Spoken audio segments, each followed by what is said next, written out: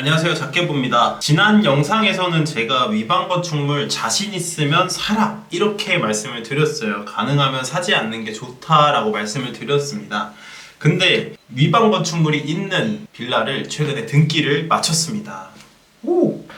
짜잔! 이게 제 건데 보시면 조용현 최근에 등기친 등기 권리증을 보여드렸는데요. 가능하면 사지 말아라 그러더니 대체 왜 산 거냐 이렇게 말씀하실 것 같아요. 그래서 내용을 한번 준비를 해봤습니다.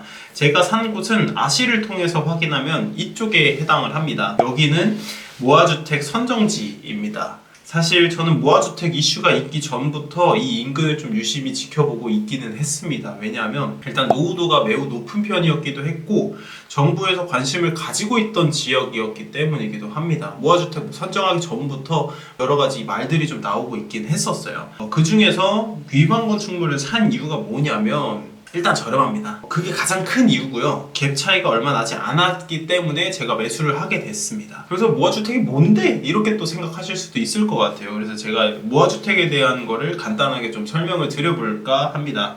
무아주택은 오세훈표 재개발이라고도 불리는 사업이기도 합니다. 그냥 간단하게 재개발 사업이에요. 근데 사업기간을 확 단축시킨 것을 무아주택이라고 그냥 통틀어서 얘기를 하기도 합니다. 제가 조합원 자격을 갖췄기 때문에 조합원 동의 서명하러 가서 제가 좀 여러 가지 물어봤습니다. 일단 첫 번째는 위반 건축물이 있는 세대라도 이주비 대출이 나오나요? 이 질문에는 네, 위반 건축물의 유무랑은 상관이 없고요. 어차피 철거할 건물이기 때문에 대지 지분, 그러니까 그 빌라가 가지고 있는 땅의 지분 말고는 필요가 없기 때문입니다.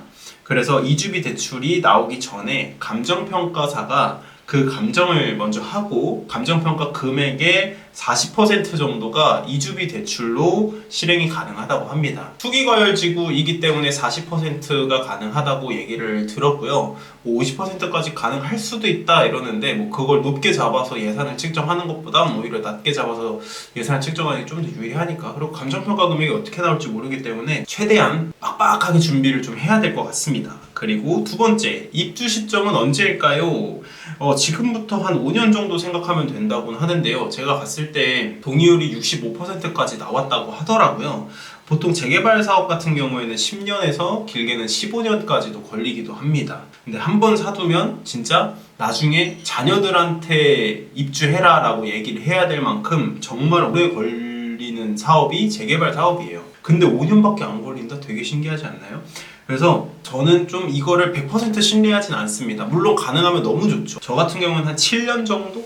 7년까지는 바라보고 있긴 합니다. 왜냐면 내보내야 되고 이런저런 절차들이 워낙 많기 때문에 사람 일 어떻게 될지 모르는 거니까 그냥 그렇게 좀 넉넉하게 잡아보려고 하고 있습니다. 그리고 세 번째, 조합원 분양가는 어느 정도일까요? 이렇게 질문을 해봤는데 일단은 무아주택은 사업성이 굉장히 높은 사업이라고 해요. 종상향이 이루어지기도 하고 2종 일반 주거지역에 무아주택이 선정이 되는데 종상향이 이루어지면 3종 일반 주거지역이 된다고 합니다. 층수도 굉장히 높게 만들어지고 아파트 단지가 나오기 때문에 거의 한 1000세대 정도 된다고 해요. 지하주차장도 국가에서 지원을 해주고 그 다음에 주변에 공원, 어린이집, 이런 편의시설들, 각종 부대시설까지도 다 만들어지기 때문에 실제 아파트와 크게 다를 게 없을 거라고 추측이 돼요. 여담이지만 그 무아주택 선정지 주변에 있는 부동산 사장님들이 돈이 없다고 합니다. 무아주택에 다 투자를 해놔서. 아무튼 그냥 여담이고요. 진짜인지 아닌지도 몰라요. 굉장히 낮은 저층 주거지에서 15층 그 정도 되는 규모의 대단지 아파트가 들어선다 그러면 사업성이 굉장히 높은 사업이기 때문에 실질적으로 조합원의 경우에는 그냥 건축비 정도만 생각하면 된다고 합니다. 네 번째, 1군 건설사가 시공을 할까요? 이거가 제 마지막 질문이었는데요. 답은 무조건 예스라고 합니다. 일단은 강북구 번동에 1호 모아타운 선정지가 있어요. 거기 같은 경우에는 아파트 브랜드로 생각하면 이 편한 세상이 시공사로서 참여를 한다고 합니다. 그렇기 때문에 이 정도 되면은 1군 건설사 맞잖아요?